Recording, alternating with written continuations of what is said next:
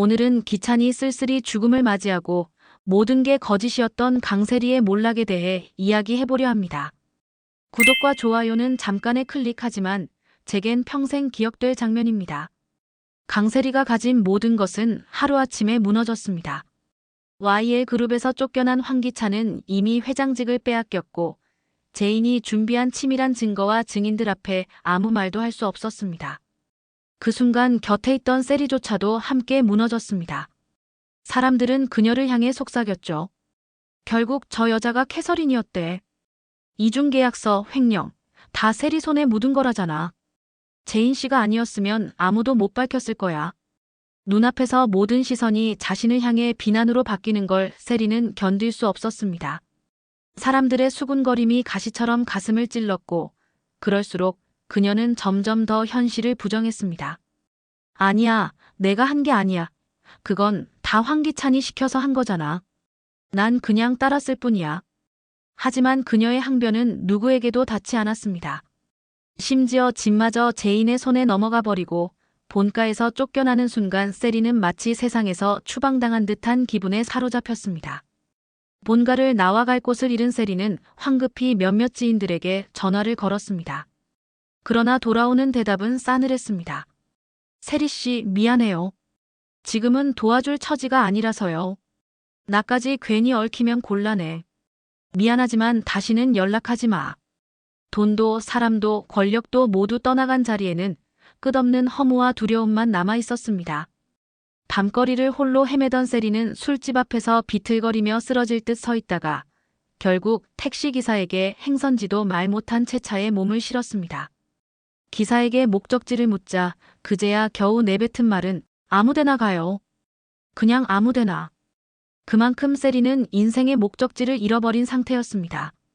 한편 황기찬은 집무실에서 쫓겨난 후 작은 병원 VIP실에 머물고 있었습니다. 예전 같으면 수십 명이 오가며 그에게 보고하고 아부했을 텐데 이제는 간호사와 의사 외에는 찾아오는 이가 없었습니다. 그는 창밖을 보며 중얼거렸습니다. 다들 떠났구나. 결국 남은 건 나 혼자뿐이야.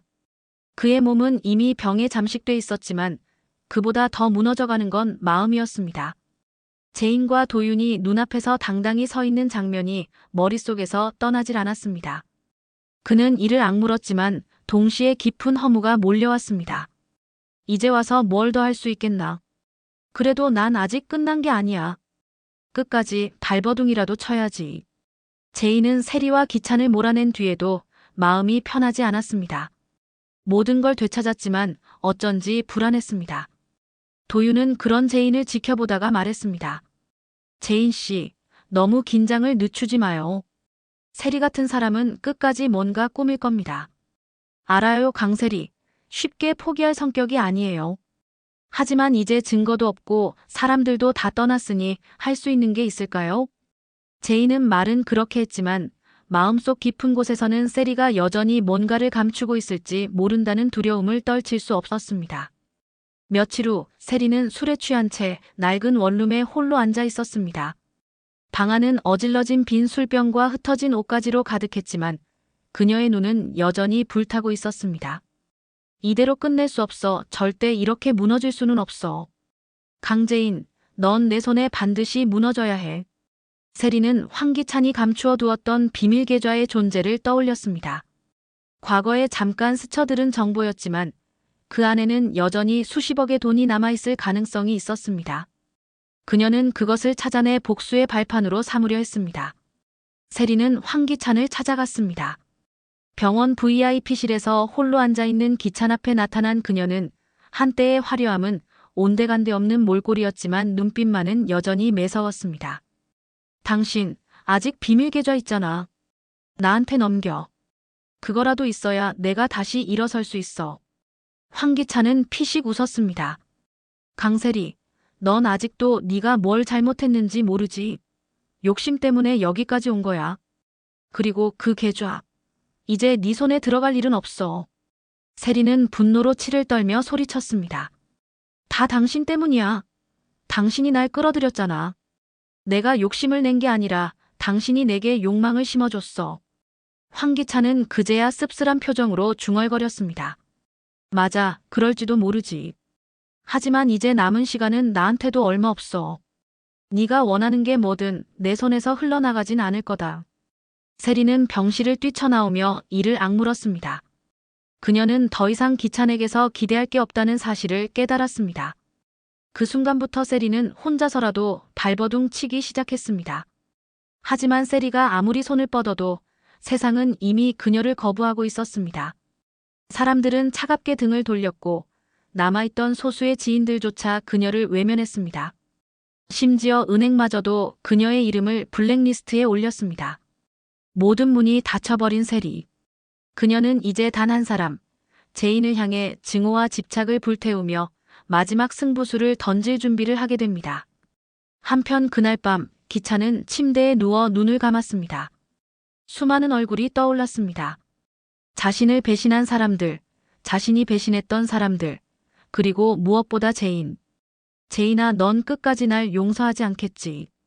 그렇다고 내가 용서를 구할 자격이 있는 것도 아니고. 그의 눈가에 눈물이 맺혔습니다. 한때는 세상을 주무른다고 생각했던 그가 이제는 몇 달 남지 않은 생명을 붙들고 절망하고 있었습니다. 며칠 뒤 김도윤은 지인의 병문안을 위해 병원에 들렀습니다. 그런데 우연히 황기찬의 이름이 적힌 환자 명단을 보게 되었고 호기심 반, 불안 반으로 발걸음을 멈췄습니다. 설마 이 병원에 입원했다고? 도윤은 복도에서 황기찬의 병실 근처를 지나다가 간호사들이 나누는 대화를 듣게 되었습니다. 저 환자 상태가 많이 안 좋아. 위암 말기라잖아. 아무리 그래도 저런 사람도 병 앞에서는 다 똑같구나. 도윤은 순간 귀를 의심했습니다. 그는 곧바로 주치의를 찾아가 확인했습니다. 의사는 개인정보라 말할 수 없다며 거부했지만 도윤의 단호한 눈빛에 결국 한마디를 흘렸습니다. 네, 맞습니다. 황기찬 씨는 위암 말기 환자입니다. 그 순간 도윤은 복잡한 감정에 휩싸였습니다. 분노와 안도, 그리고 설명할 수 없는 연민이 한꺼번에 밀려왔습니다. 도윤은 복도를 걸으며 속으로 수없이 중얼거렸습니다. 그래, 결국 하늘이 심판했구나. 내가 하지 않아도 저 사람은 곧 무너질 거야. 그런데 왜 나는 이 소식이 이렇게 허무하게 느껴지는 거지? 그는 병실 문 앞까지 갔지만 들어가지 못했습니다. 침대에 앉아 힘겹게 숨을 고르는 황기찬의 그림자가 보였지만 발걸음은 끝내 안으로 향하지 않았습니다. 넌 내 동생의 원수야. 하지만 저 모습은 더 이상 원수라 부르기도 힘들구나. 그날 밤 도윤은 결국 제인을 찾아갔습니다. 제인은 도윤의 표정을 보며 무언가 심상치 않음을 느꼈습니다. 무슨 일 있어요? 얼굴이 왜 그래요? 도윤은 잠시 망설이다가 결국 입을 열었습니다. 제인 씨, 오늘 병원에서 우연히 황기찬을 봤습니다. 그리고 충격적인 사실을 알았어요. 그 사람 위암 말기입니다. 제인은 순간 말을 잃었습니다. 예상치 못한 소식에 가슴이 쿵 내려앉는 듯 했습니다. 말기라고요? 네. 의사가 직접 말했어요. 오래 살지 못할 겁니다. 제인은 의자에 앉아 손을 떨었습니다. 분노와 복수심으로 맞서 싸웠던 사람이 곧 병으로 무너진다는 사실은 기묘한 허무함을 안겨주었습니다. 제인은 밤새 잠을 이루지 못했습니다. 창가에 앉아 스스로에게 수없이 물었습니다. 이게 정의일까? 내가 원했던 결말이 이런 거였나? 그 사람이 스스로 무너져 내리는 걸 바라보는 게 과연 복수일까? 제인은 기찬을 용서할 수 없었습니다. 하지만 병든 몸으로 고통받는 모습을 떠올리면 마음 한편에서 연민이 고개를 들었습니다. 그래도 언젠가는 아버지였던 사람인데. 제인은 고개를 세차게 흔들었습니다. 안 돼. 흔들리면 안 돼. 그가 무슨 짓을 했는데. 나와 도윤, 그리고 우리 가족에게 어떤 짓을 했는데. 하지만 인간적인 동정심은 끝내 지워지지 않았습니다. 다음 날 도윤은 제인을 찾아와 단호히 말했습니다. 제인 씨, 그 소식에 흔들리지 마세요. 그 사람은 우리가 잃은 걸 돌려줄 수 없어요. 병 때문에 불쌍해진 게 아니라 죄 때문에 벌을 받는 겁니다. 제인은 도윤의 말에 고개를 끄덕였지만 마음속 혼란은 여전했습니다. 태오리는 기찬에게 지호의 생부가 자기라는 걸 밝혔습니다. 황기찬은 한동안 아무 말도 하지 못했습니다. 태오리가 내민 서류 위에서 눈길을 떼지 못한 채 입술만 파르르 떨렸습니다. 세린이가 나한테 뭐라고 했어? 지호는 내 아들이라며 내가 가진 모든 걸 걸고라도 지켜야 할 아들이라고 했잖아. 강세리는 황급히 손을 뻗어 종이를 움켜쥐려 했습니다. 그건 조작이야. 저 사람이 일부러 당신과 나 사이를 갈라놓으려고 꾸민 거라고. 그러나 태오리는 미동도 하지 않았습니다. 조작이라면 법정에서 가리면 될 일이지. 하지만 나는 확신합니다. 지호는 내 아들입니다. 당신이 아무리 발뺌해도 이 진실을 덮을 수는 없을 겁니다. 세리는 눈물이 맺힌 눈으로 황기찬을 붙잡았습니다. 기찬 씨, 제발 날 믿어줘. 당신밖에 없어. 내가 왜 그런 거짓말을 하겠어? 내가 왜? 하지만 황기찬은 더 이상 세리의 말을 귀담아 듣지 않았습니다. 오래도록 믿고 싶었던 환상이 산산조각 나는 순간 그의 시선에는 분노와 배신감만 가득했습니다. 그동안 날 속여왔던 거냐? 지호가 태어난 날부터 오늘까지 다 거짓이었냐? 세리는 울부짖듯 대답했습니다. 아니야. 거짓이 아니야. 난 정말 당신을 사랑했어. 지호도 당신을 아빠로 알고 있잖아. 그 아이는 절대 당신을 버리지 않을 거야. 태오리는 한 발짝 다가서며 낮게 말했습니다. 황기찬 씨, 지금이라도 받아들이세요. 아이를 데려가는 건 제 권리입니다. 하지만 저는 억지로 떼어놓고 싶진 않아요. 지호에게 상처를 남기고 싶지 않습니다. 다만 세리 같은 여자 밑에서 아이가 자라는 건 절대 용납할 수 없어요. 황기찬은 태오리를 노려보며 목소리를 높였습니다. 당신이 생부일지 몰라도 아버지는 나야. 지호는 내가 키웠고 내가 아버지로 살아왔어. 남은 생을 걸고라도 절대 내 아들을 빼앗기지 않을 거다. 태오리는 비웃듯 고개를 저었습니다. 그 결심이 얼마나 오래 갈까요? 이미 몸 상태가 엉망이라는 거 다들 아는 사실 아닌가요? 병든 아버지가 아이를 끝까지 지킬 수 있을까요? 순간 황기찬의 얼굴이 굳었습니다. 자신이 아픈 걸 태오리마저 눈치채고 있다는 사실에 치욕을 느꼈습니다. 황기찬은 결국 태오리에게 선언하듯 말했습니다. 좋아, 소송이라면 받아들이죠. 하지만 명심해요. 내가 죽는 한이 있어도 지호는 내 아들로 남을 겁니다. 끝까지 지켜낼 테니. 태오리는 한치의 물러섬도 없이 맞섰습니다. 그럼 법정에서 보죠. 이번에는 어떤 권력도 돈도 당신을 지켜주지 못할 겁니다. 강세리는 두 사람 사이에서 울부짖듯 외쳤습니다. 그만해. 둘 다 그만해. 내가 지킬 거야. 지호는 내 아들이야. 누구에게도 빼앗기지 못해. 그러나 그녀의 목소리는 공허하게 울려 퍼질 뿐이었습니다. 정호성은 혼인신고서를 꺼내들며 단호하게 말했지만 정윤희의 표정은 냉담했습니다. 내 앞에서 저 사람을 가족이라 부르지 마. 난 끝까지 인정 못해. 오성은 당황하며 목소리를 낮췄습니다. 누나, 이렇게까지 완강할 줄은 몰랐어. 하지만 우리도 이제 결심했어. 혼인신고했으니 앞으로 같이 살아야지.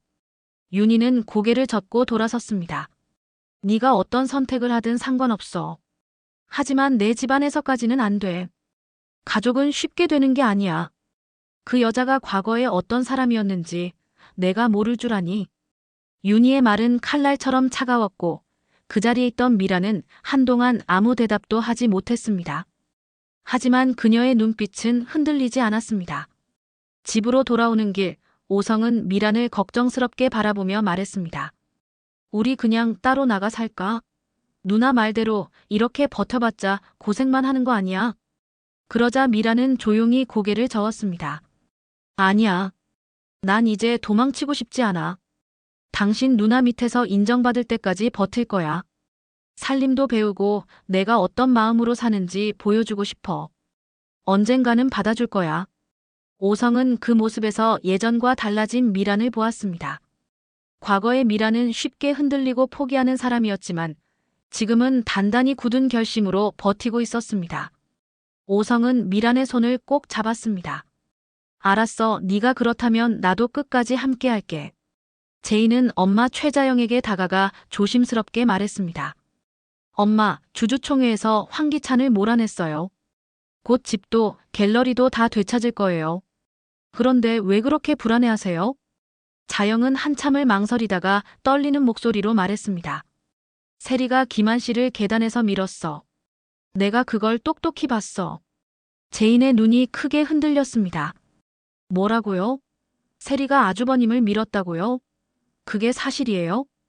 자영은 고개를 끄덕였지만 곧 눈빛이 흐려졌습니다. 맞는데 아니었나 분명히 본 것 같았는데. 제인은 다급히 어머니의 손을 잡았습니다. 엄마, 제발 정신 차려봐요. 이건 정말 중요한 일이에요. 자세히 말해줘요. 하지만 자영은 곧 딴소리를 하며 웃어버렸습니다. 제인아, 내가 어릴 때 좋아하던 반찬 뭐였더라? 오늘 저녁에 해줄게. 제인은 절망적으로 눈을 감았습니다. 진실이 코앞에 있었지만 치매 증상이 어머니의 입을 닫아버린 것이었습니다. 병원에서 재활 치료를 받던 황기만은 여전히 몸은 불편했지만 자꾸 짧은 꿈을 꾸기 시작했습니다. 계단에서 밀려나던 순간 자신을 내려다보던 세리의 얼굴이 어렴풋이 스쳐갔습니다.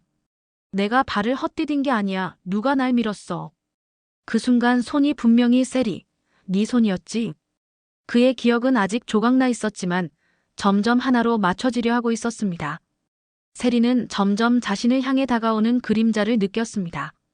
제인의 눈빛은 집요했고 최자영의 입에서 무슨 말이 흘러나왔다는 것도 직감했습니다. 그녀는 급히 전화를 걸었습니다. 그때 CCTV 영상 아직 남아있어. 절대 밖으로 나가면 안 돼. 당장 없애. 그러나 이미 늦은 뒤였습니다. 제인은 법적인 절차를 밟아 자료를 확보하려 하고 있었고 도윤 역시 그녀의 범행을 밝히기 위해 움직이고 있었습니다. 세리는 술잔을 움켜쥐며 혼잣말을 했습니다. 강제인, 넌 끝까지 날 몰아세우는구나.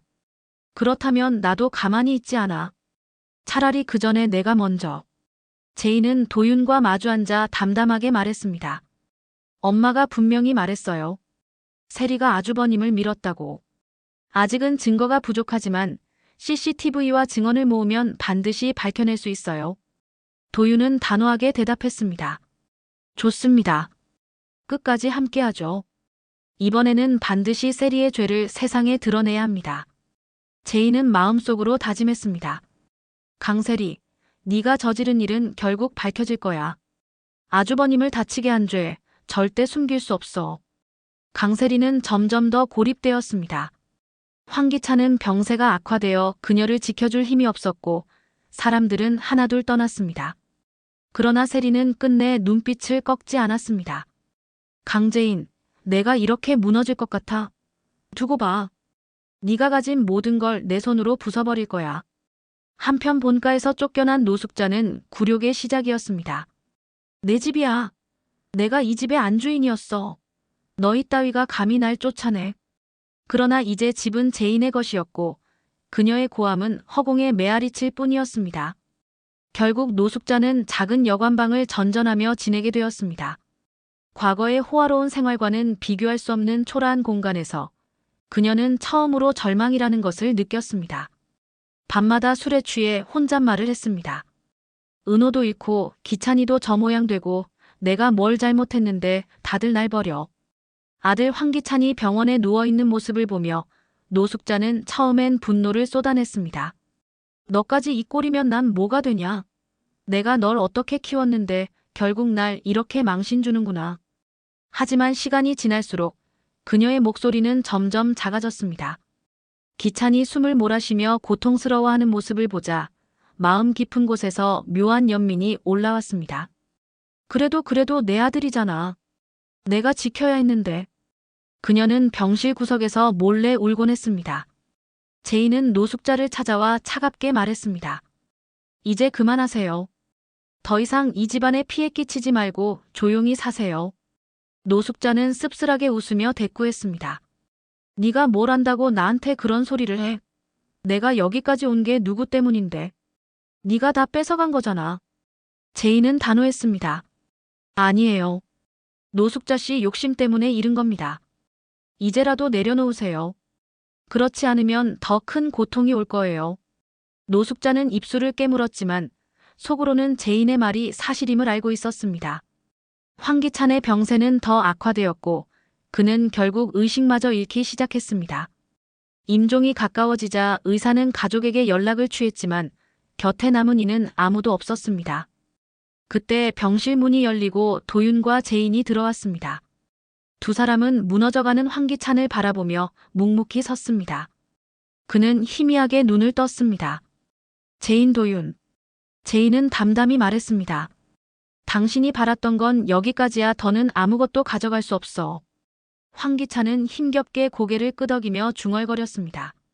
그래, 결국 남는 건 아무것도 없구나. 그리고는 마지막 숨을 내쉬었습니다. 기찬이 결국 세상을 떠나는 순간 노숙자는 병실 바닥에 주저앉아 오열했습니다. 기찬아, 엄마가 잘못했어. 내가 널 잘못 키웠어. 네가 그렇게까지 욕심내지 않게 했어야 했는데. 처음으로 그녀는 자신의 욕망이 아들을 망가뜨린 씨앗이었음을 깨달았습니다. 황기찬이 세상을 떠난 뒤 제인과 도윤은 병원 복도에 서 있었습니다. 도윤은 낮게 말했습니다. 끝났네요. 하지만 왜 이렇게 허무하죠? 제인은 눈을 감고 답했습니다. 우린 복수를 했지만 동시에 또 다른 짐을 떠안은 거예요. 이제부터는 우리가 어떻게 살아가느냐가 더 중요해요. 그의 장례식에는 생각보다 많은 사람들이 오지 않았습니다. 오랜 세월 그에게 충성하던 이들은 대부분 등을 돌렸고 남은 건 이름뿐인 전직 회장의 초라한 마지막이었습니다. 제인은 조용히 상복을 입고 기찬의 영정을 바라보았습니다. 끝까지 고집만 부리다 가네. 그래도 마지막만큼은 편히 가길 바래. 도윤은 곁에서 냉정하게 말했습니다. 죽었다고 해서 죄가 사라지는 건 아니죠. 그가 남긴 상처는 여전히 살아있습니다. 제인은 고개를 끄덕였지만 마음 한편은 복잡했습니다. 기찬이 죽자 태오리는 지호를 찾아갔습니다. 이제 내가 널 지켜줄 거야. 네가 아빠로 아는 사람은 기찬일지 몰라도 넌 내 아들이야. 앞으로는 내 곁에서 살아야 한다. 지호는 혼란스러워했습니다. 아빠는 아빠잖아요. 아빠가 왜 없어져요? 난 그냥 엄마랑 같이 있고 싶어요. 하지만 태오리는 단호했습니다. 지호야, 네 엄마는 네 곁에 있어서는 안 되는 사람이야. 널 지켜줄 수 있는 건 나뿐이야. 법원은 유전자 검사 결과와 세리의 불안정한 생활을 근거로 지호의 친권을 태오리에게 넘겼습니다. 결국 지호는 태오리와 함께 새로운 삶을 시작하게 되었습니다. 세리는 절망했습니다. 기찬 씨도 떠나고 이제 지호까지 뺏기다니. 난 아무것도 없어. 집도 돈도 권력도 이미 사라진 뒤였습니다. 그녀가 마지막으로 붙잡으려 했던 건 지호였지만 법은 그녀를 외면했습니다. 사람들은 그녀를 향해 수군거렸습니다.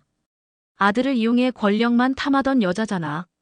남편도 배신하고 결국 아무도 곁에 남지 않았네. 세리는 점점 고립되어 갔습니다. 세리는 지호의 방 앞에서 눈물로 애원했습니다. 지호야, 엄마는 널 버린 적 없어. 내가 내 옆에 있어야 내가 숨 쉴 수 있어. 제발 날 떠나지 마. 하지만 문 너머에서 들려온 건 지호의 떨리는 목소리였습니다. 엄마, 나 이제 아빠랑 살 거야. 엄마랑 있으면 무서워. 엄마가 자꾸 화내고 나를 가지고 싸우잖아. 세리는 그 말에 심장이 무너져 내렸습니다. 아이의 입에서 직접 들은 그 한마디는 그 어떤 재판 결과보다도 가혹한 판결이었습니다. 제인은 멀리서 그 모습을 바라보며 씁쓸하게 말했습니다. 결국 세리는 자기 손으로 다 잃었네요. 지호마저 등 돌리게 만들 줄은. 도윤은 냉정히 정리했습니다. 그건 자업자득이죠. 욕망으로 아이를 붙잡으려 했으니 아이가 떠난 건 당연한 결과예요. 제인은 잠시 침묵하다가 조용히 속삭였습니다. 그래도 불쌍해요. 끝내 아무도 곁에 남지 않았으니까. 세리는 결국 홀로 남았습니다. 텅 빈 집 거실에 앉아 과거 지호와 찍었던 사진을 꺼내들고 흐느꼈습니다. 난 잘못한 게 없는데 그냥 사랑받고 싶었던 건데 왜 이렇게 된 거야? 그러나 세상은 더 이상 그녀의 변명을 들어주지 않았습니다. 제인도 도윤도 태오리도 심지어 지호마저도 그녀 곁을 떠났습니다. 그녀가 끝내 어떤 길을 선택할지는 알 수 없었습니다. 하지만 분명한 건 이제 더 이상 그녀가 의지할 곳은 어디에도 없다는 사실이었습니다. 그들의 싸움은 끝났지만 앞으로의 삶은 여전히 계속되어야 했습니다. 인과응보의 결말이 마음에 드셨나요? 댓글 남겨주시고 구독과 좋아요 부탁드립니다.